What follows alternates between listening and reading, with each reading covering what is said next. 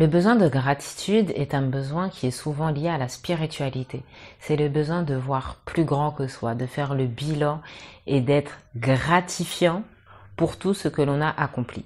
C'est un besoin très important car il contribue à la diminution du stress et de l'anxiété. Comment va se manifester ce besoin? Comme je vous l'ai dit, c'est notre capacité à faire le bilan, à faire le point. Après une épreuve difficile, pas besoin d'être PDG ou encore un grand sportif pour faire preuve de gratitude.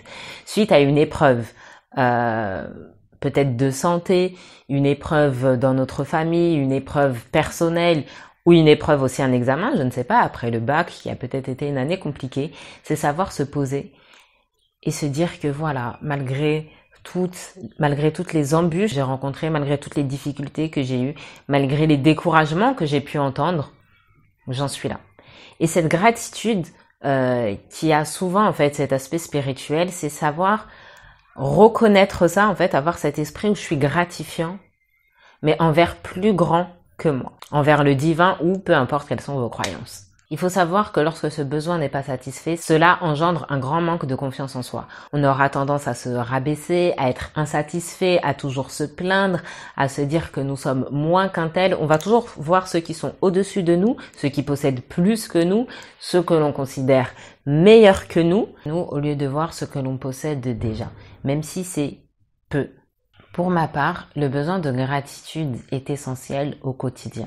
Pas seulement après une épreuve, après un grand événement ou après un certain laps de temps, comme faire le bilan au bout de 21 jours, 1 mois, 3 mois, 6 mois, 1 an.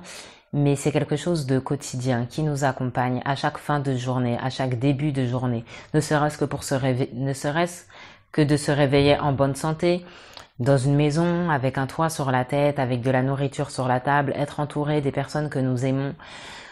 En fin de journée, en prenant conscience de tout ce que l'on a appliqué au quotidien, c'est un exercice que j'aimais beaucoup donner à mes coachés pour prendre conscience en fait de l'amour qui nous entoure, de cet amour inconditionnel envers nous-mêmes, envers les autres et envers le divin.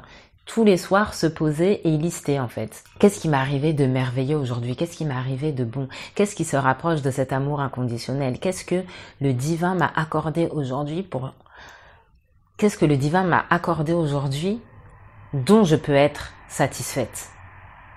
Et lister ça chaque jour et se rendre compte que waouh. Même lorsque des grandes épreuves nous arrivent sur ce coup-là, d'accord, il faut savoir accueillir l'émotion. On passe par la colère, la tristesse, l'injustice peut-être aussi, la trahison. Enfin, on passe par plein d'émotions qui nous submergent, ce qui est totalement normal. Mais au bout d'un moment, avoir cette capacité à s'asseoir et se dire, ok, malgré cet événement qui m'arrive, ce n'est pas la fin de tout. Ce n'est pas la fin de tout. La preuve, je suis là, je continue à vivre. Sur quel point puis-je être reconnaissante? Sur quel point puis-je faire preuve de gratitude? Surtout sur ce besoin-là qui est le besoin de gratitude, je trouve que c'est une richesse dont on a eu la chance d'hériter dans la plupart de nos cultures. Cette capacité à remercier toujours. Cette capacité à se dire que ce qui nous arrive de bien n'est pas dû. C'est Dieu qui donne, mais c'est aussi Dieu qui reprend.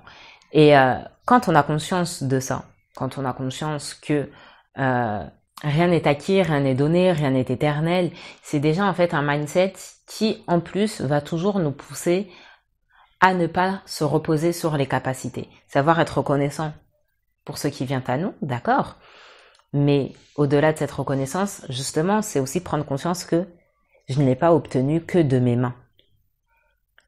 Je ne l'ai pas obtenu uniquement de par ma volonté. Je n'ai pas les pleins pouvoirs. Vous voyez ce que je veux dire? C'est que oui, c'est à nous de faire les causes, c'est à nous de nous donner les moyens, c'est nous qui allons mettre les efforts nécessaires, c'est nous qui sommes à la tête de nos victoires, mais il y a plus grand que nous. Et ça, il ne faut pas l'oublier. Et en fait, cette gratitude, ce besoin-là, ça permet de nous rappeler que, ok, je suis petit dans cet univers. Je suis petit sur Terre, déjà, on est plus de 7 milliards. Mais alors, si on met la Terre à l'échelle du système solaire, à l'échelle de la galaxie, à l'échelle de l'univers, je suis minuscule. Ça nous rappelle notre place, ça nous rappelle qu'il y a plus grand, ça nous pousse justement à cette gratitude. Et aussi, ça nous rappelle que rien n'est hasard. Notre création, Votre création n'est pas un hasard. C'est pas on a créé l'humanité et puis bon, parmi les êtres humains, il y a vous, il y a moi, il y a les gens. Non.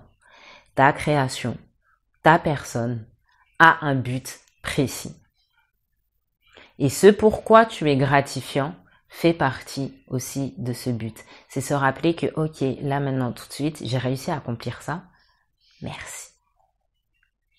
Merci. Ça me rappelle ma place et ça me rappelle aussi mon but. Parce que même si je dois remercier plus grand que moi pour ce qui m'arrive, mais c'est arrivé par mon biais, c'est arrivé aussi par ma personne. J'ai servi à ce but-là. J'ai été un outil dans ce but-là. Donc c'est la gratitude envers le divin, envers cet être puissant, d'accord?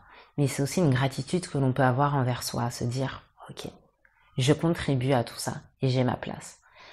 Si tu as besoin d'en parler plus personnellement sur une problématique qui est propre à toi, n'hésite pas à aller checker en barre d'infos et à prendre ton rendez-vous pour un coaching.